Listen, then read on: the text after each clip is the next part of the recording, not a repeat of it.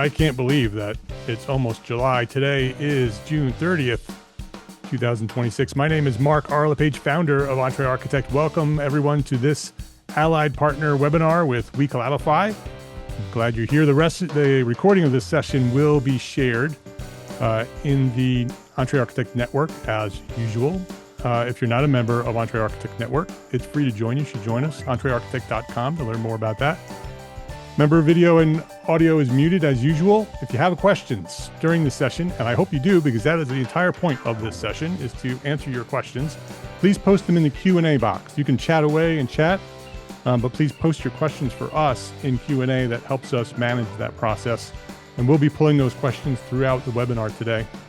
So post any questions you have about global teams and remote workers and all of that stuff, and we'll do that. Before we get started, I want to talk about WeCollabify a little bit, just in terms of their partnership with us. WeCollabify is one of our allied partners at EntreArchitect, and that's a very special thing. Allied partners are different from sponsors. We have sponsors too, but allied partners are different.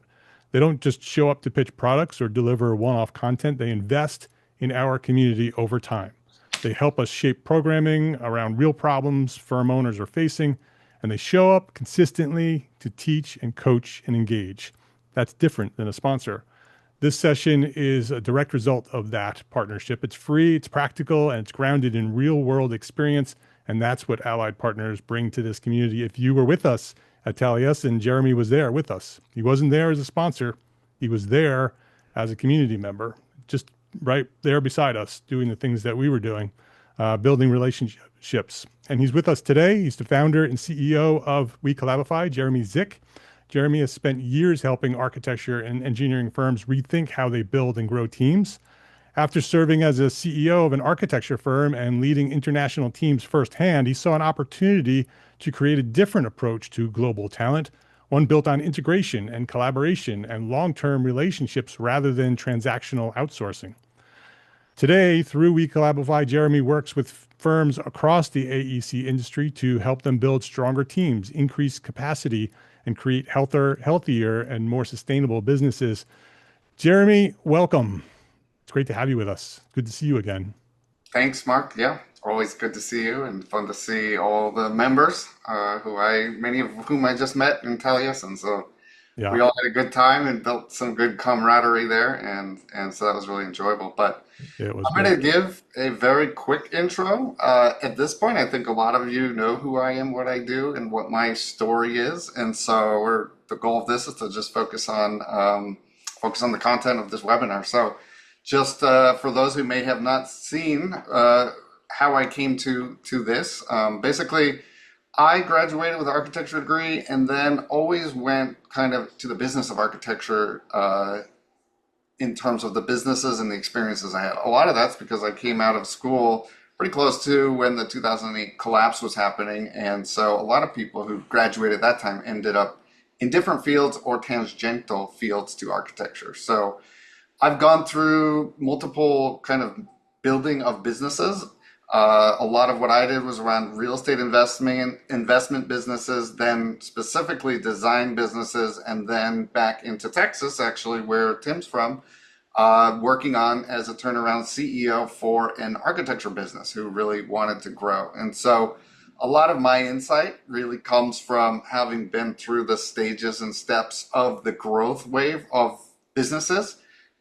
Basically digesting chaos and turning it into process in a certain sense is the best way I could describe what it's like to scale businesses and scale past different difficult parts. So as a result of all that process, I became very opinionated on what's good structure, what's helpful structure, and what's really going to help you get yourself kind of into the next level or out of the weeds, depending on the different goals of the individuals. So I focus on helping people do that within the architecture community here. So that's it. And today I talk to a ton of architecture owners as part of everything that I do. And so I'm always learning about their business. And one thing about architects is they're always into the weeds on everything. That's what makes them a good architect. You have to be deep into the weeds in order to get to the level of detail such that the contractor can ultimately read and interpret these plans and construct on it. And so we get a ton of how questions on how does it work to work remotely, and kind of it's an onion. I can give strategy, I can give overview, I can tell you how our clients work, and I can give a ton of insight. But there's no replacement for somebody who's been through it, done it, worked on it, actively engaged in it. And so we invited Tim today. I think Tim's going to be an awesome person. The goal and the structure of this is you can ask Tim things, you can ask me things. I'm hopeful that you ask Tim most things, and you get a lot of deep insight. But Tim's running an architecture firm just like many of you. He's out of Austin, Texas, and he specifically has worked on his business structure and strategy, similar to how EntreArchitect is helping people. Tim's gone through a whole process of how should I best set up and structure my firm? What's the strategy going to be? How am I going to kind of set the table so that I have certain amount of capability and advantage in this overall market, and I can have a business that's growing and thriving over time. So Tim's been through all that, and then he's worked with us with remote talent. He's worked with competitors with remote talent. He's also worked with different levels of experience of talent. He's had administrative remote workers. He's had architectural remote workers. So he's really seen a wide range of the gamut of what it's like to do this. And he's been through it and he's learned things. Not everything's gone perfectly. This is full transparency. So ask anything and he'll tell you exactly what he thinks and how he kind of did certain things and what it means. So our goal here is that you guys have as many curiosity questions of how this might actually function or how could this work for me, and you're able to kind of voice those. For people who have a question and you think it only pertains to you, it probably pertains to everybody on this call. We're all essentially solving the same business problems. And that's another great thing about EntreArchitect is you're helping each other solve these business problems, so that you don't have to be the one person who's solving every single problem. You can use great ideas from the rest of the group to also solve those problems, kind of standing on the shoulder. So with that, I'm going to hand it over to you, Tim, for a quick intro, and then Mark, you'll jump back in. Yeah, sure. I think I'll keep it really brief, and then we'll get into it a little bit more with Mark. But my name is Tim Derrington. I practice in Austin, Texas. My firm is called Derrington Building Studio. You guys probably all know that Mark is likely to ask me about my origin story, so I'll save it. But I have a small practice. There are 4 of us, and we do placemaking and commercial architecture. All right. I love the origin story. If anybody listens to the podcast that I've been doing for 15 years, one of the first questions I ask is your origin story, because I am very curious, but it also provides a lot of context for the conversation that I end up having. And so it sort of sets the table for a really good conversation. So I'd love for you to share your origin story, Tim. So how did you become an architect? Tell us a little bit about the firm and how that came about. And then also maybe guide us right into the conversation about staffing and when did staffing become a challenge? So share that story to where that happened, and then we'll go from there. Well, before I say anything about the firm itself, I'll say staffing was the problem from day one, because day one I'm staff, and that's confusing enough. But if we go way back in time, I'll try to keep this really brief, but Yep. I'm a kid from suburban North Houston, kind of no one from nowhere, just lower middle class family. But I could draw. Texas kid, born and bred, huh? Yeah, yep. I'm a native Texan, but I could draw, and my mom thought that was great, and my dad was in construction. So essentially, they both pushed me in their own ways to go to architecture school. I had no interest in that whatsoever. So when the time came, I applied to one university, University of Houston. I applied late. I didn't want to get in. They accepted me. It turns out they were both correct for entirely different reasons, but it turns out that it was the career path that I would love most. It's a love-hate relationship. We all know that, but Yeah. I still love it. And it's allowed me to carve out my own sort of destiny in a certain sense, which is a design task in and of itself. The firm was born from the recession. So I actually worked for the guy that Jeremy worked for. We never overlapped, but we both have a common origin story in that sense. I think there was 16 people at the firm, and by the time I was let go, there was 2. So I went off and started freelancing because no one was hiring in the year 2010. It's impossible to get a job in Austin, I think most of the country. So I started freelancing because what else am I going to do? And one thing led to another. I just figured I'd get an LLC, and I have an office. And it very organically grew to a small practice. And the first time I hired somebody, it was tremendously anxiety inducing. I had no idea. The idea of being responsible for another person was terrifying. And so we worked out an arrangement where it'd be contract and the guy would just be available on demand, but it was good chemistry. And eventually I became an employer. And that was also terrifying, but you just sort of take on responsibility and sometimes you can make it work.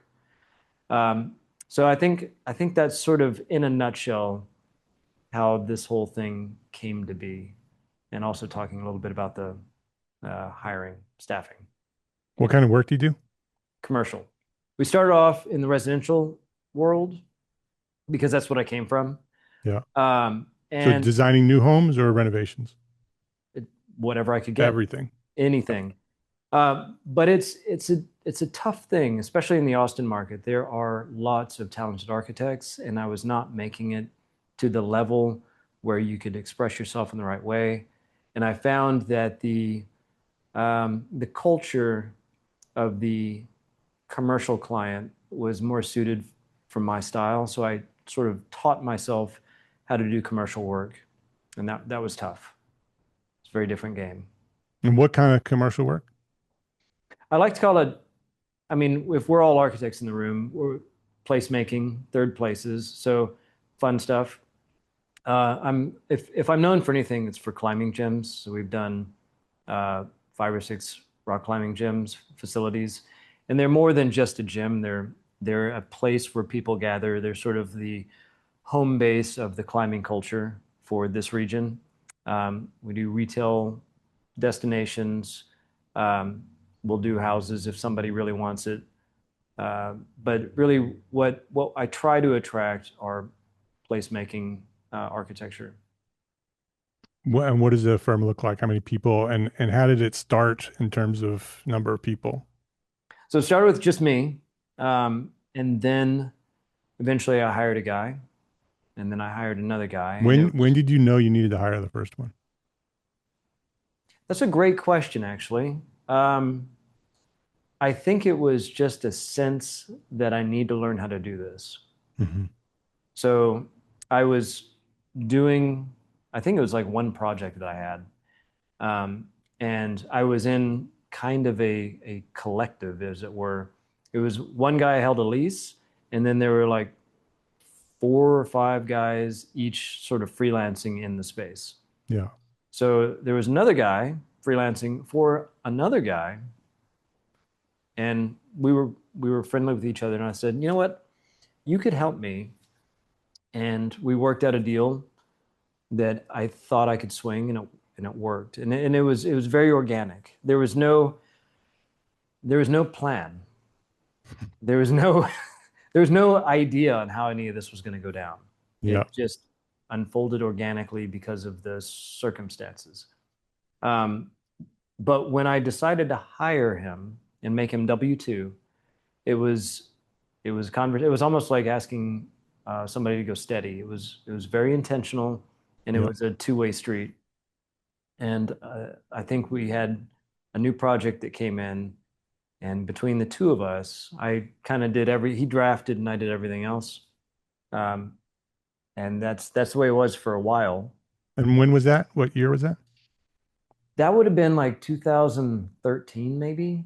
Okay. Yeah. So fast forward a few years. Yeah.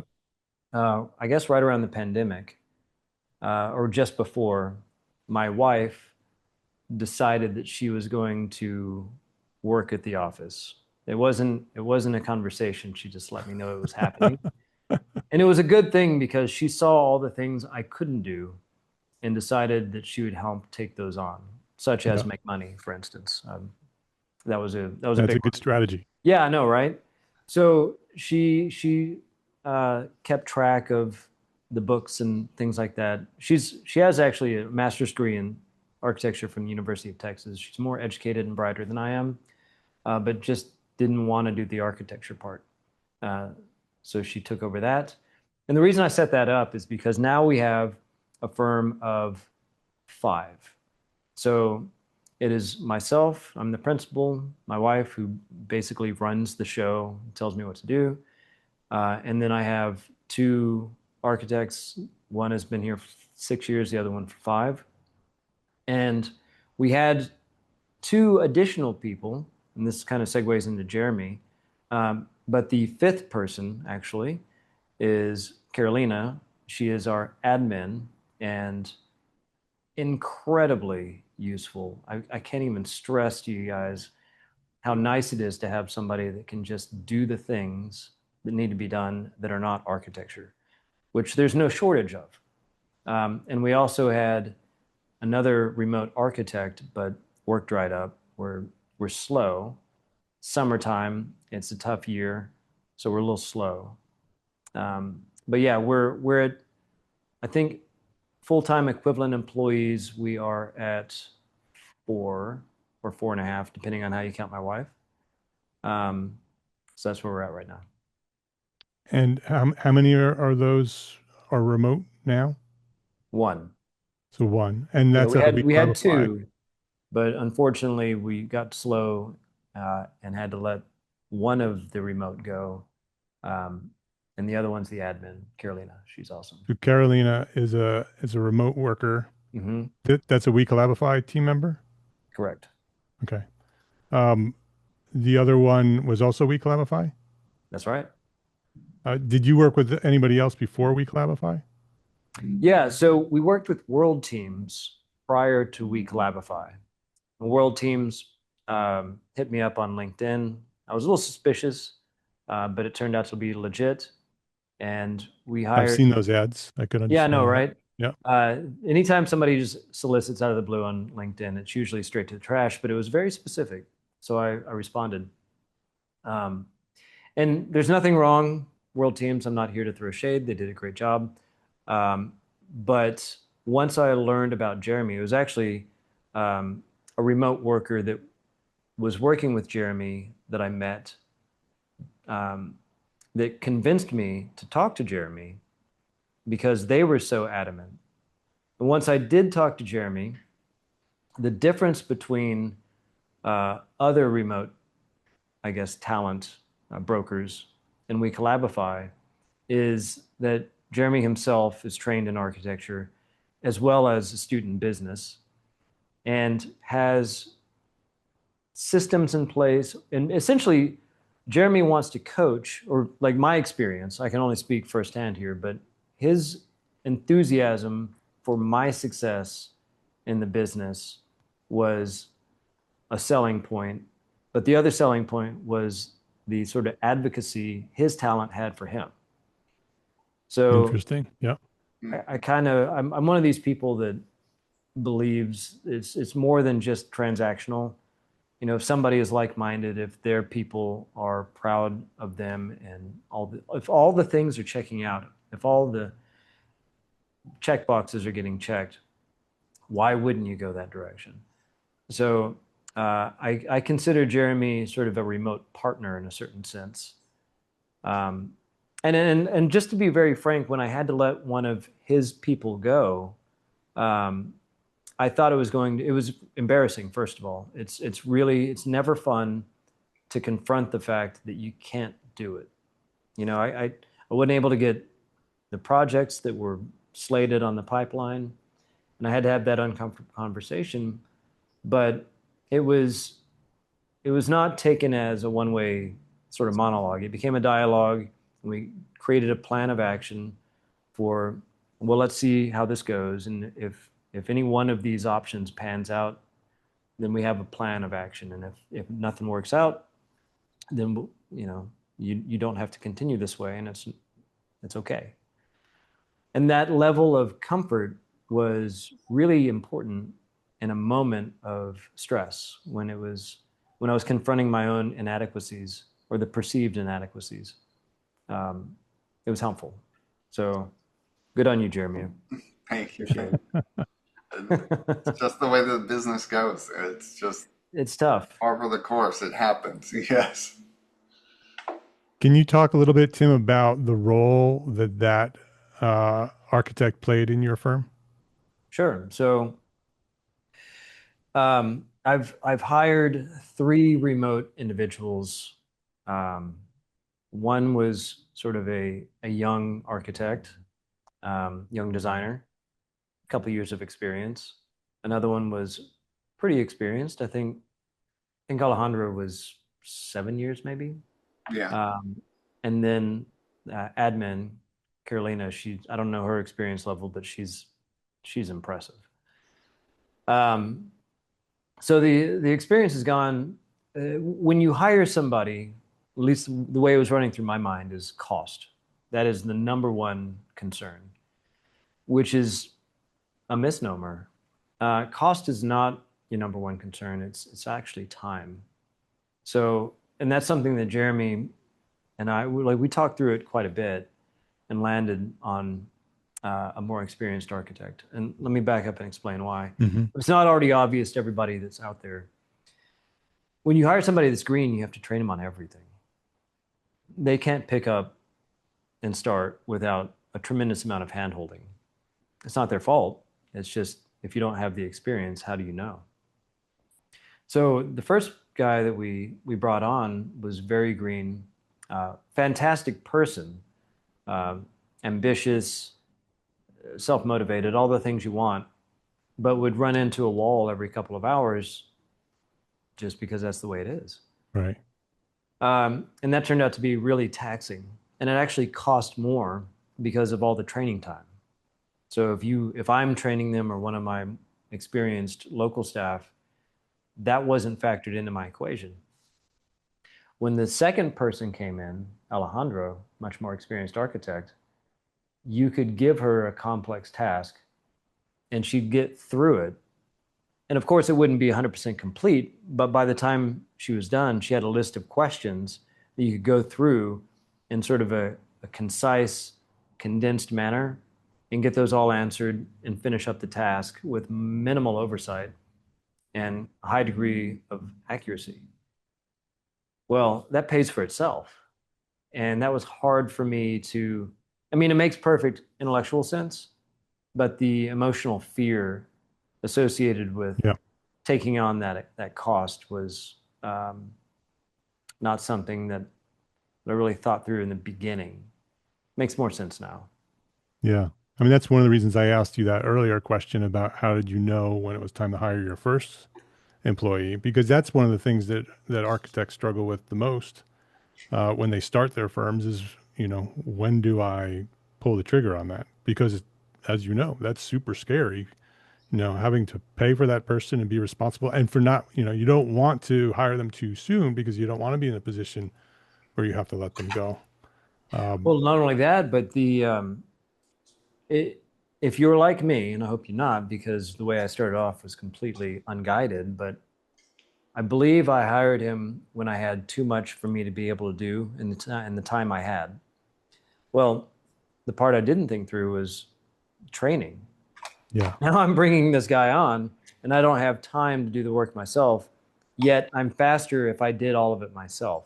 Yeah. So now I have to train him on how I want it to be done while also doing the other work that I'm not going to give him. It was tremendously difficult. And staying ahead of him, making sure he had work to do, was my new challenge, that of delegation. Yeah, exactly. Daphne has a question about your team. How many projects and what size can you handle with the size of team that you have today? Good question. So the way the team has sort of cultivated itself is we have one guy that is very talented with design. So I can tee up the project and he can take it and run with it with minimal oversight. The other one, she is incredibly talented with building. So once a project gets to about CDs, they start mingling. And then after CDs, it's entirely off of Michael's plate and goes on to Menta's plate.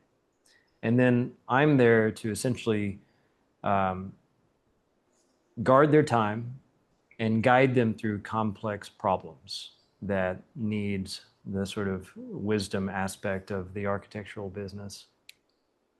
We recently completed a 40,000 square foot commercial ground up project while also balancing a handful of other projects.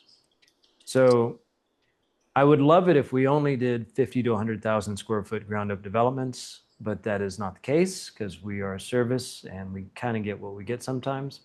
But right now we have, we just wrapped up that 40,000 square foot ground up commercial project. We have a 20,000 square foot adaptive reuse project in Houston, and then a handful of sort of small TIs and one residential project. So however you want that to sort of be quantified, that's the mix, and that keeps everybody full-time occupied. And that is me doing whatever it is that I do now. That is Michael working 40-ish hours a week doing design and document creation. And that's Menta doing some document creation and CA for 40 hours a week. My wife sort of part-time handling operations, and then Carolina, the admin, doing part-time admin. And you said whatever you do. Yeah, you said.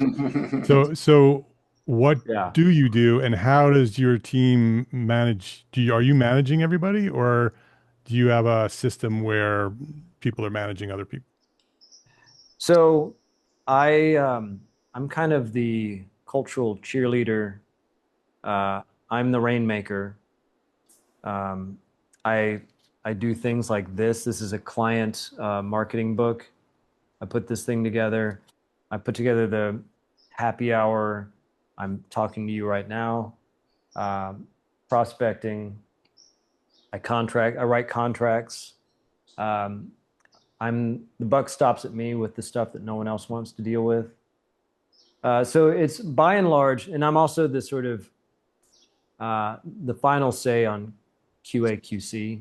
Mm-hmm. So let's say that my two primary staff members, if they work 40 hours a week, I probably spend 10 or 15 hours a week in communication with them.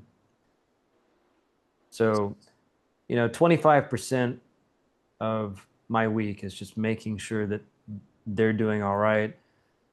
Most of my time is emailing, and then client outreach, contracts when contracts need to be written, that kind of thing. I don't draw, I don't draft. I saw a thing with Bjork Ingels where he was being interviewed when he started off using crayons when he was a kid, and then got to colored pencils and technical pens, the computer, etc. Now he designs with people. That's kind of what he said. And I feel the same way. My drawing skills have languished, and I'm just kind of a talent broker.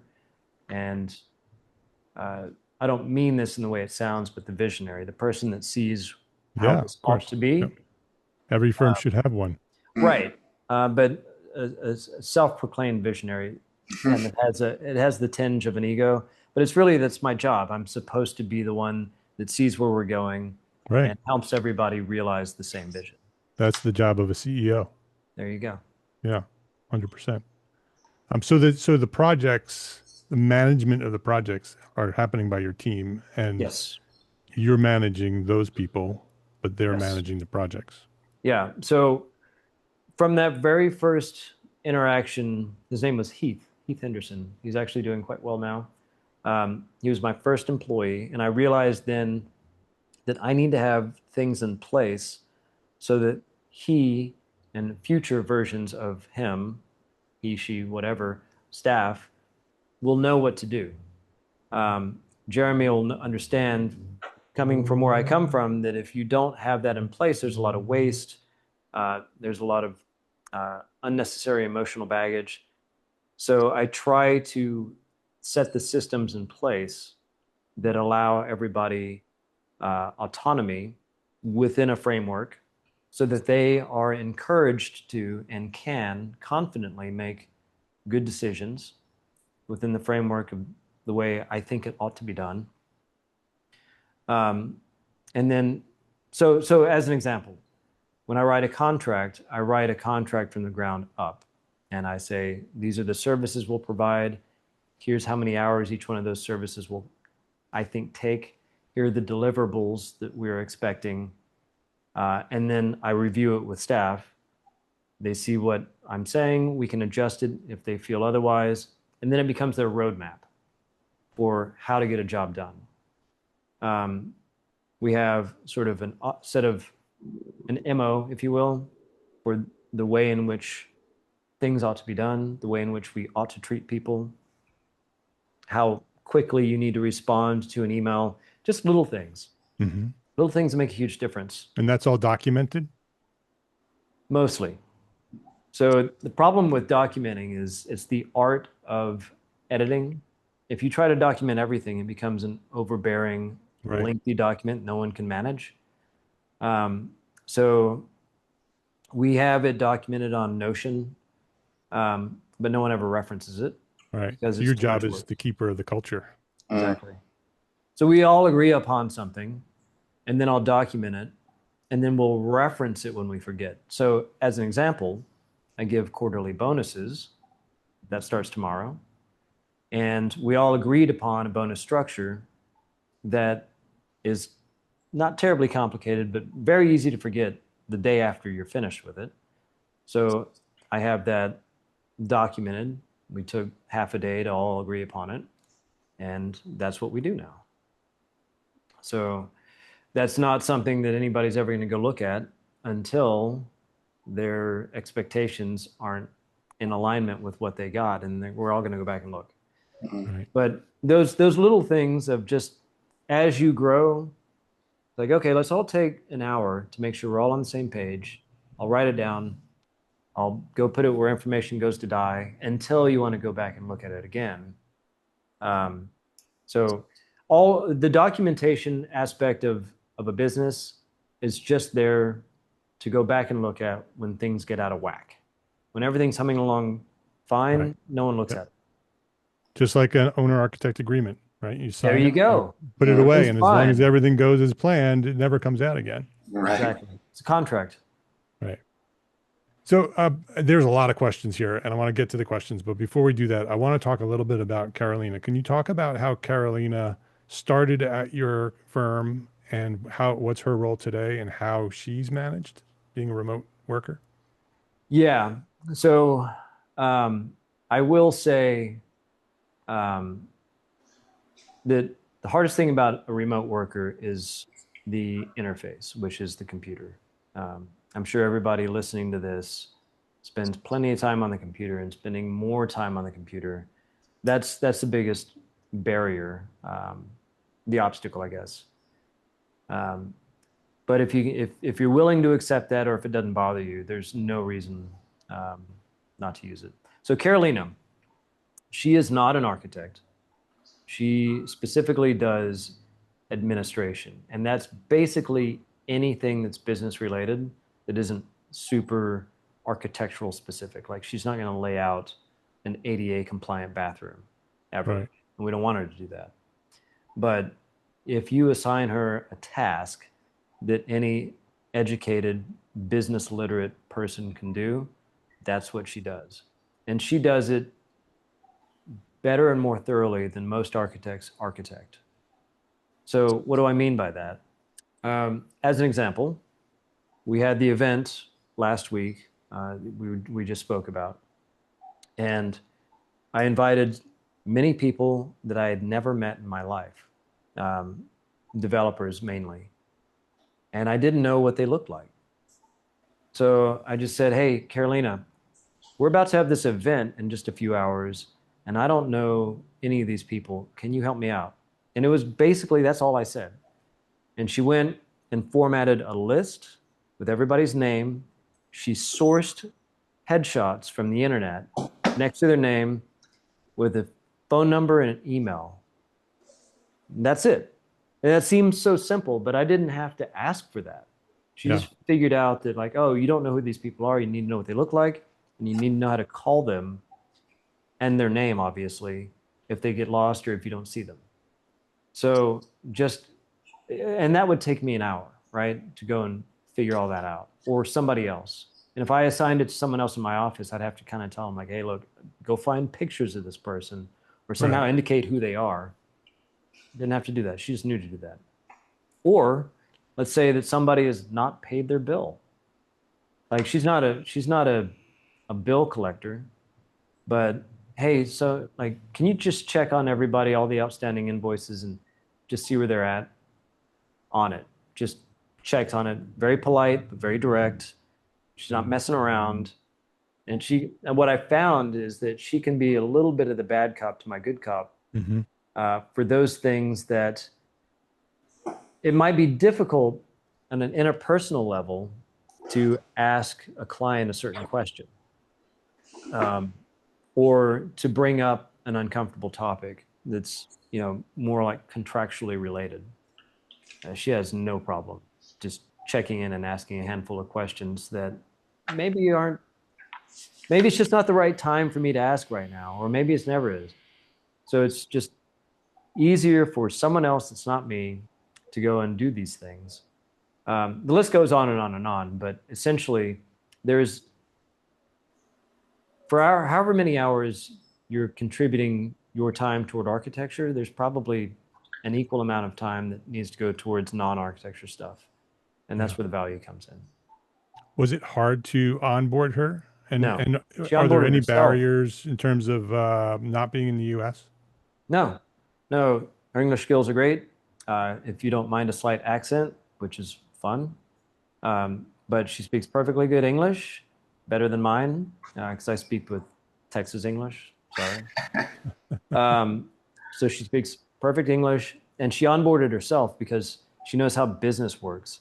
So it was like, hey, she started asking, what systems do you use? What are the passwords? I'm going to go ahead and set this up for you if you don't mind. And it was just kind of like this lightness that came. It's like, wait a minute, I don't have to set up your Slack and your Google Workspace and all these other things. No, she took care of it. So that's what admin does, right? That's what a studio manager or an administrator would do. And she just stepped in, kind of like in a boss move. It's just like, hey, I'm going to do this. Tell me if you feel otherwise. Otherwise, I'm just going to do it. And that's what I wanted. Yeah. I didn't even know I wanted that, but it's like, hey, yeah, please keep whatever you're doing, do more. All right. I'm going to move to some of the questions from the audience. Before I do that, Andrew, can you post Andrew in the chat? Campion, can you post the strategy call link for Jeremy in chat, just for anybody who wants to have a conversation with Jeremy? This is going to be the call to action at the end as well, but there's probably a bunch of people right now who are thinking, I want to talk to Jeremy about this. So click that link and schedule a consultation with Jeremy. This is not a sales call. It's not a sales pitch. It's an opportunity for you to talk about your business. Let Jeremy stretch his coaching muscles a little bit, which he likes to do, and to answer any questions you might have about WeCollabify and how they might work with you. So Tim, I'm going to jump over to the questions here from our audience. Chris asks, I'm working on scaling with a couple of 1099 unlicensed architects and a construction company that does scanning and then conversion of scans to Revit BIM models prepared for architectural teams.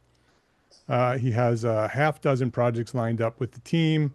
When should I pivot to a team with, I'm a little confused, Chris, on your question. When should I pivot to a team LLC with all team members and or fold them into my company? Right now, my LLC is just me. So maybe he's asking about, clarify this, Chris, if I'm not getting this right, but should he use remote workers, a remote team, or should he hire locally. And Jeremy, you're welcome to answer these questions as well. So whomever has a better, grasp at answering. Do either of you have any thoughts on Chris's question? I would say, why would you hire locally for something like that? That sounds It kind sounds of perfect. technical. So the main reason I would have a hybrid office is there are nuances with kind of creative work that is serving a particular client. If the nuances weren't there, I probably wouldn't pay the premium for somebody locally. And maybe there are nuances, I'm not sure, but it sounds like do a scan and then it gets converted. Like Right. it's a common service. There's an app I use called Canvas, and you scan a house or a building, and then somewhere else in the world, Bangladesh, Philippines, I don't know, somebody does an exceptional job of turning that into like a Revit or we use ArchiCAD model, and it saves us a week. It's great. So yeah, I don't know. All right. So there you go, Chris. If that was not the right question, please clarify. Cheryl asks, she's got a bunch of questions here. These are good questions specifically about what we're talking about. Are your remote workers tracking their own time? Yes. Is there a specific process to that, or is it just like any other employee? No, I mean, we asked them to, so we use Monograph as our sort of project management software. It's okay. And we're just asked them, hey, if you wouldn't mind putting your time in Monograph for us, and they do. So they just sign in like any other employee? Yeah, you give them an account, and if you don't want to do that, they can give you their time however you want. You have to trust that they're being accurate with their time. Yeah. And if you're somewhat trusting person, then it's a non-issue. They'll put the time wherever you want them to put their time. Yeah. Yeah, exactly. We work with people in lots of different systems, but it needs to be your system that they're tracking their time in. Yeah, and that's actually one of the things that makes WeCollabify different than other companies is that they come in and they want to set up their team on your systems. They don't want to try to make you fit into their system. Mm-hmm. Cheryl has another question for you, Tim. Are they paid by the hour or through a contract? How does that work? That's a Jeremy question. I was paying by hour, but I think if you can make somebody more full-time, you could probably have any payment structure you want. Yeah. With us, we always do hourly. We strive for full-time because of the benefits that it gains. Not everyone's exactly ready, so we figure out ways between where they are now and towards full-time. But then it always comes down to hourly. Yeah. So it sounds like it's flexible. You can Yeah, start hourly, exactly. and then once they're comfortable, they can go to a contract if that's what they prefer. Yeah, that's right. How do you set expectations weekly and daily meetings? That's a fun one because I am of the opinion that people need accountability on a day-to-day. Before I was operating in my own firm, it was every 2 weeks a timesheet was due, and it was not uncommon for those timesheets to be filled out that Friday for the first time. So 2 weeks of memory from day to day. Mm-hmm. So in the morning, there's a general message like, what are you trying to do today? So that's every morning, what are you trying to do today? And every Monday, what are we doing this week? And you assess last week, what are you doing this week? We basically pre-fill everybody's timesheets with the work that we anticipate doing. It always changes, but at the beginning of the week, Monday morning at 9 a.m., we meet for 30-ish minutes, and everybody has their 40 hours filled up, and then they start, and they have a path. And once they deviate from the path the following day, when we ask in the morning, what are you doing? Then we adjust. But that way there is accountability on a day-to-day, because it's easy to course correct if 8 hours were wasted. It's difficult to course correct if 40 hours are wasted. It's not something I'm willing to tolerate if 80 hours are wasted. Right. Yeah. Yeah. Can you describe a typical workflow when you're working with remote workers, taking the project from start to finish? What was that like when you were working with the architect on a remote process, Tim? I mean, it's really no different than whatever your workflow is. So let me back up a little bit. Yeah. I hired like my longest lasting employee. It's been 6.5 years right now. I hired him like beginning of March 2020. 2 weeks after hiring him, Austin, Texas shut down. And we were shut down for like a year, effectively. Not quite, but you know, and so overnight, I gave him a computer. I was like, please don't steal this. And we switched over to like doing this sort of remote working video check-in sort of deal. So I worked out the kinks because of that. So it's not hard at all. We have, and we work remote 2 days a week still to this day. Tuesdays today, no one's here, and Fridays. So we use Slack as our primary inter-office communication tool. And so that's kind of like, for those of y'all that don't know Slack, it's basically like professional text messaging. So it's immediate. It's not an email. It's right now. So that's how you communicate. And if you need to talk, you can do like an impromptu screen share, like a virtual meeting. And that we're so used to that, and we do it 2 days a week, if not more, that when we hired somebody remote, it was just like we would otherwise be here, except that on Monday, Wednesday, and Thursday, it was still the Slack interface. We onboarded them, explained the project, went over the contract. These are your responsibilities. You're going to be working with this person. Let's figure out where your skill levels are to see how autonomous you can be. And then it just kind of unfolds organically at that point. And so we realized with Alejandra that we could basically let her go for about 6 hours a day before we needed to check in, just to see if she had any questions. So that's the vast majority of the day. And it was in fact, she was so good at what she was doing, I started feeling like we were neglecting her as like the sort of soul of her architectness, because it's like, here's your task, go away, come back at 4 o'clock. How are you doing? Oh, I'm almost done. Just like, okay, well, that seems, it felt too easy in a certain sense. But she seemed to be totally content working in that fashion, which was great for me because I've been fatigued with over screen time. I'm trying to back away from that more now. Yeah. But I hope that answered the question.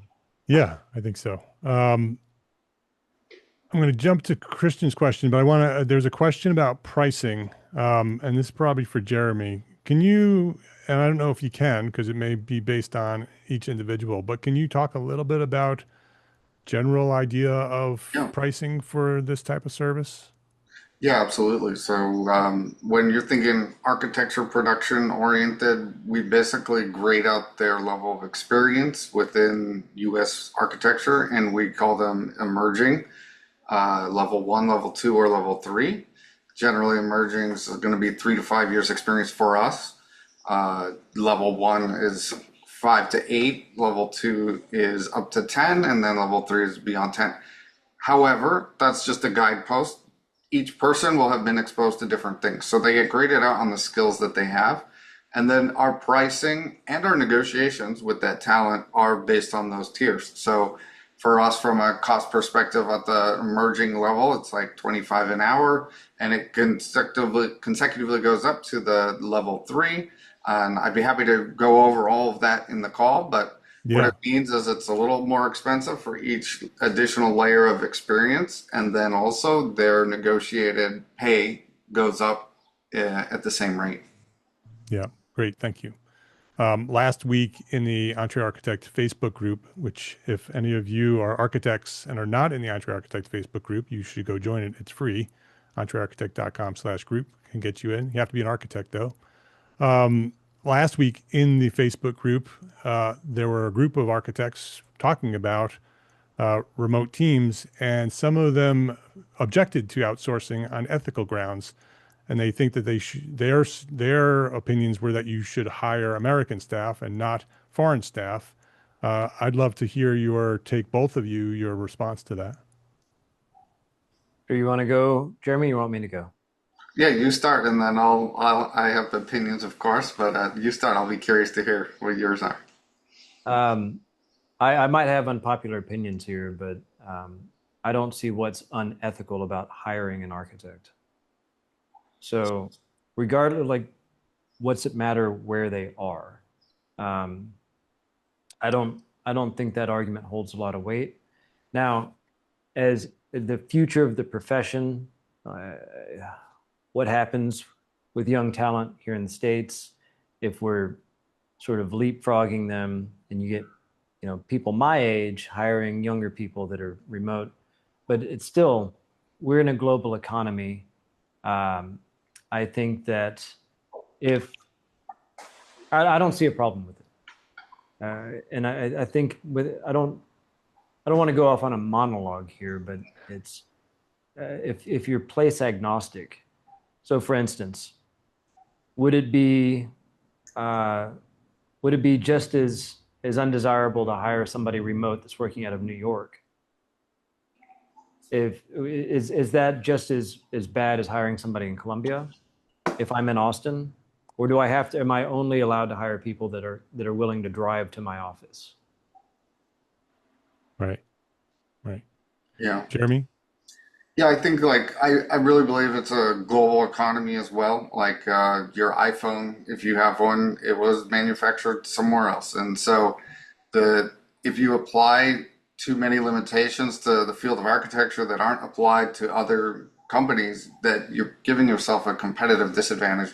And then the other thing is our whole philosophy is building up the existing US team members. And so a lot of what we're doing is kind of what Tim describes is their career trajectory is going to management, leadership, delegation, and that's absolutely critical and totally necessary. And they're getting production assistance and support to help, and those people are growing as well. But for me, this is, and the way we go about it in particular, is really about tucking a great production profile under the wing of somebody who's going on a improved career trajectory, which really does help reduce their turnover, their desire to leave the firm if they don't feel like they have upward trajectory at some point in the future, helps them build tools that they're going to need in their kind of professional advancement. So for us, it's not slash your team and replace them with remote. For me, that's like, now you're losing all your institutional knowledge and nobody's going to know what's going on. So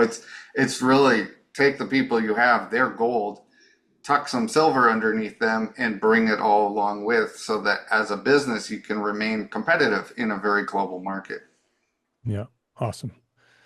There's several questions here for Tim about not practicing the design process and the project management process anymore. Have you, let me ask Don's question because he sort of covers it. Have you become comfortable with not being a capital A architect, allowing others to do the traditional work of architecture? 100%. I feel more comfortable. My back is better. My eyes are less strained. Your neck is a little less loose. Yeah. A little less tight. So if you zoom out, being an architect isn't sketching. Being an architect is solving a complex problem that is suited for a better life. And I mean, that's why the word has been co-opted and taken over to like software design and stuff like that. You can't design and build something without someone else. Like, you can't be an architect without a client. You can't be an architect without a general contractor. You're always going to be working in collaboration with multiple parties. And what's it matter? Because like, if we back out a little bit, drawing, the drawing that you make is just a tool for something to exist. I'm not a paper architect, for instance. I don't right. obsess over a beautiful drawing. A drawing is a thing that we use so that that thing can be built and exist. Yeah, even the name of your studio lends itself to that. Yeah. So I'm very practically minded. I build my whole firm, and my whole ethos is built on, does the thing work? And then after that, once you achieve, does it work? How can you make that thing nice, right? So I don't care for a building that looks great but doesn't work. And yeah, so to answer, I think it was Don, to answer your question, I actually get more gratification out of working in collaboration with other people and giving them what they need to be the best version of their architecture self so that we all benefit, the client, the general contractor, to a certain extent, everyone. Yeah. If you are focused on your unique ability, whatever that unique ability is, you are happier and more impactful and stronger than you would be if you were, focusing on this one thing just because that's what you went to school for.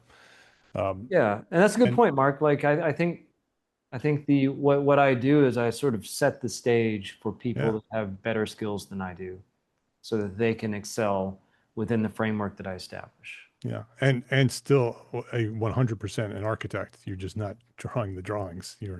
Yeah. Just because you're not drawing doesn't mean that you're not the architect. Donald Judd never produced his own artwork. He had other people make it. Yeah. Interesting.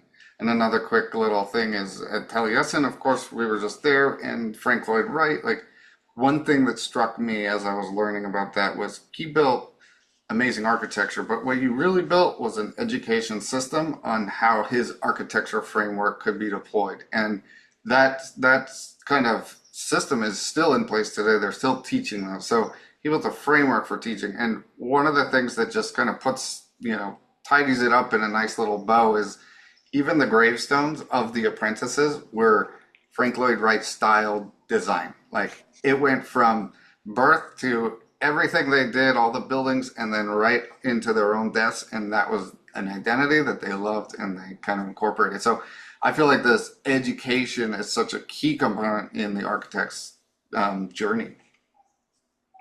Yeah, I totally agree. We have a lot of questions here and way too many to answer. So when we are finished here, I'm going to send all these questions to Jeremy, and we'll figure out how to respond to them. Maybe we'll post a Q&A. I'll talk to Jeremy about it. But I'm going to ask one more question here before we wrap up.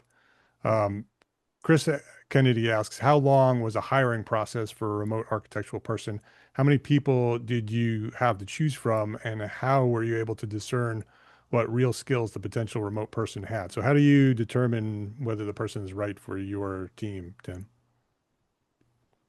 Jeremy can speak at length about this, but what I can tell you from my experience is that it was curated. So with WeCollabify, it's kind of an interview process where you tell Jeremy what you think you need, and then it's a conversation where he'll say, I hear what you're saying, but what if you did this? Well, and by the time you're done with the conversation, you land on, this is what we all think would be a good fit for you.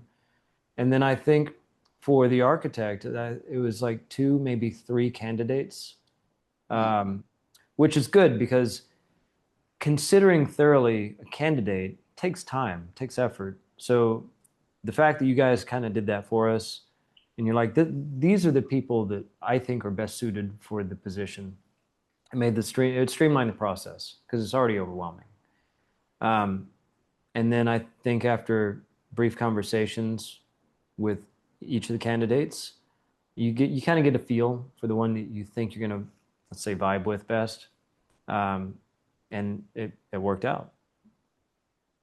All right. Let's wrap up things here. Jeremy, you want to talk about how people can get in touch with you? Yeah, of course. I know there's a ton of unanswered questions, and my hope, if you're interested, you can book a meeting with me, and then I will just answer any unanswered questions that you have. And it's whatever. You don't have to have the intention to get the service to book this call. This call is about me understanding your business and where you're at, giving some advice, And for some people, that leads towards finding a person that's going to help them out. And for some people, it's good business advice that they take and kind of incorporate into their systems and structures.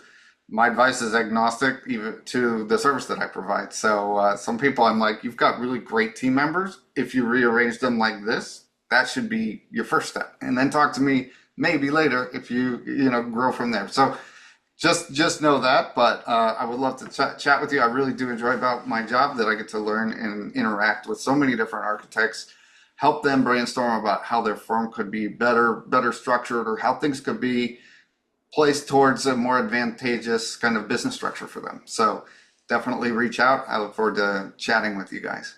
Yeah, the link is in chat right now. Andrew posted it. Click that link. It is an opportunity to ask any questions that we didn't answer. So, and Jill and Luciana, Sean, anybody who did not get their questions answered, please click that link. Have the meeting with Jeremy. I'm going to give you a little information about that call. Jeremy can't help but to coach and to help you, right? And that's a very good thing. He's going to learn a little bit about your firm, and he's going to want to help you succeed.